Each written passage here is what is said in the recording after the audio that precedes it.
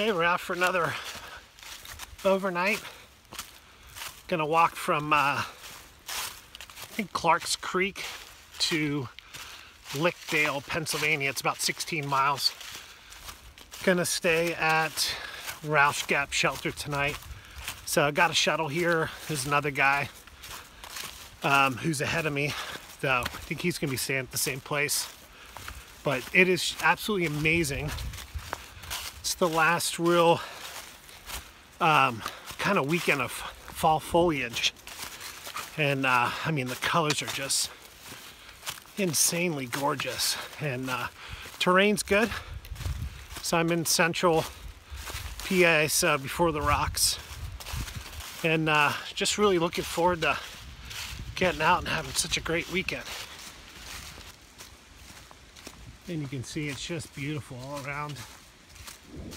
Great trade. If you hear any sounds in the background, we're kind of near Fort Indiantown Gap. So they're doing some exercises. You can hear the cannon fire every now and then. All right, so I just came from down there. See the white blaze? So I came up here and I saw the signs, and there's a white blaze. And then right there, it's the Knobber Trail. And a lot of times on the AT, trails overlap each other. So you're on the AT, but you might also be on a local trail. So I take that and I just, okay, I'll follow the red blazes. I start thinking to myself, I think that was an interchange and I just didn't stop and look. So I should have looked, and as I zoom in, there's a blaze. So there's actually a fork in the road. So I just spent about 45 minutes on the Knobber Trail, and it was a nice trail. So I'm not in any worry. I got plenty of daylight. But just one of those rookie mistakes. When I came to sound, I should have just stopped and got my bearings. All right, so on our way to Rausch Gap, 11 miles.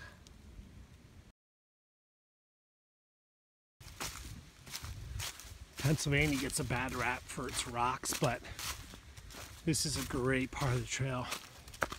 It's actually a nice, steady, gradual climb with just a few rock breaks every now and then for water runoff coming down the side of the mountain. So the mountain's actually up there. Usually on the AT, you go straight up the mountain, so this one's kind of nice, kind of gradually working your way up along the side of it.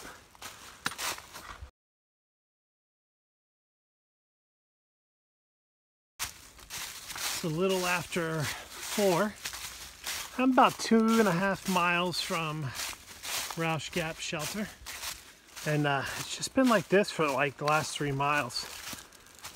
The getting up to the ridgeline was really easy. Nice gradient. And not much challenge. It's kind of been like this. No vistas. Looked in the trail guide. There's should be 2 tomorrow, but I love the all the different colored leaves on the ground.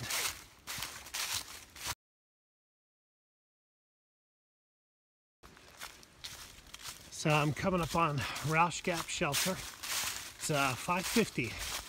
Stopped and had a long lunch, and there was no water for about 9 miles. So finally got to a water source and drank up like a camel. But it's such a really cool, just long straightaway, perfectly bloomed.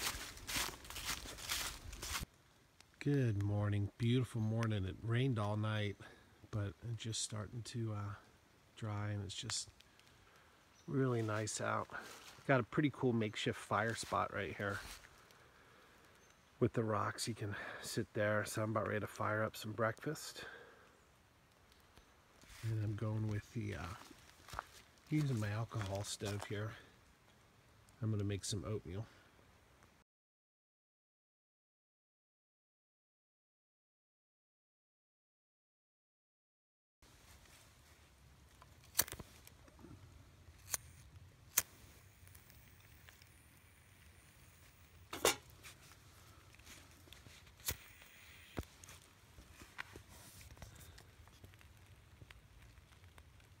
During the day it clear is very burn, so it's hard to see, but it's lighting up.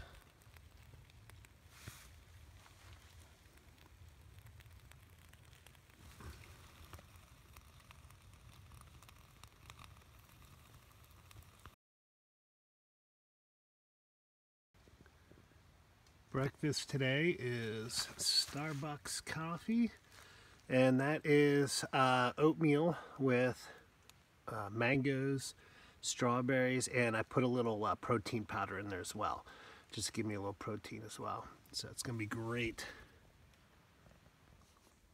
So sometimes at there's privies, and we're at Rausch Gap shelter, and sometimes you just never know what you're gonna get. And ooh, looks pretty good. Doesn't smell the best. Looks pretty good so far.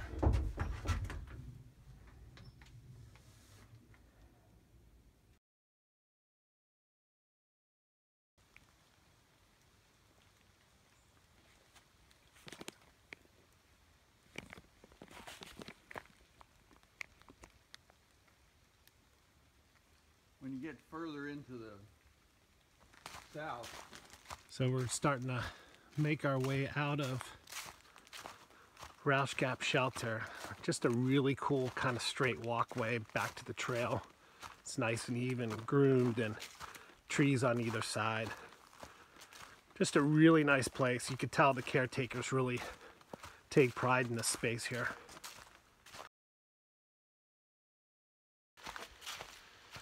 All right, so we're back on the trail, and it's a little bit of a downhill for the next 1.75 miles. Then we have as far as Pennsylvania goes for their terms, a 500-foot climb over the next mile, which isn't that bad anywhere else on the AT, but for PA that would be considered steep. Then we'll get to the top, and then we'll crest and we'll head on down to the car. It's only about a 5-mile hike, so it's 9:30. I should be done by 11:30, 11:45. I might stop for a little bit as well. I was a little shaky with the camera. I got to really watch where I'm going.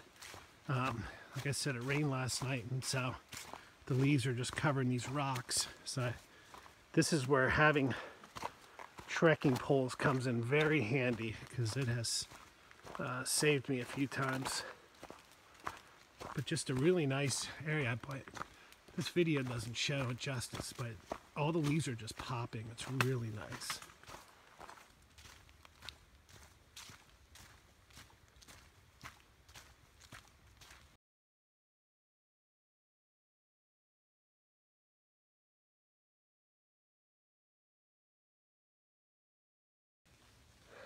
So that 500-foot climb was a lot more gradual than the elevation chart. But we got the sun coming down, just gorgeous. And we're starting to get up. It's a little hard to see, but there's the next ridge right over there.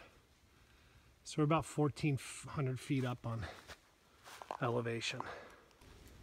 So I just came down a really long ascent that was very technical, tons of rocks, slippery leaves. It took me almost an hour to get down, but I wanted to show this on the AT. Whenever you have two blazes on top of each other, it means that there's an intersection coming up, so you just want to kind of stop and look. So I come down here, and then I look, and there's the blaze. Otherwise, it may be hard to see here, but you could conceivably go that way. So it's directing you to come here. Some blazes, when you come up on a tree where you have a stacked set of blazes, sometimes they'll offset a blaze, and that'll tell you the direction in which the trail is going to turn.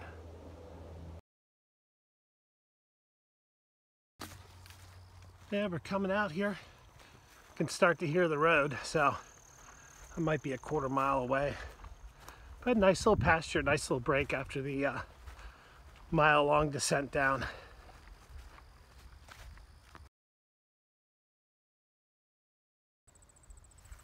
This is a pretty amazing walk right here. Just great trail, but love just the different shapes and sizes, all the different colors. It is peak foliage here. It's just amazing. Probably the last good weekend of these bright weather, of these bright colors.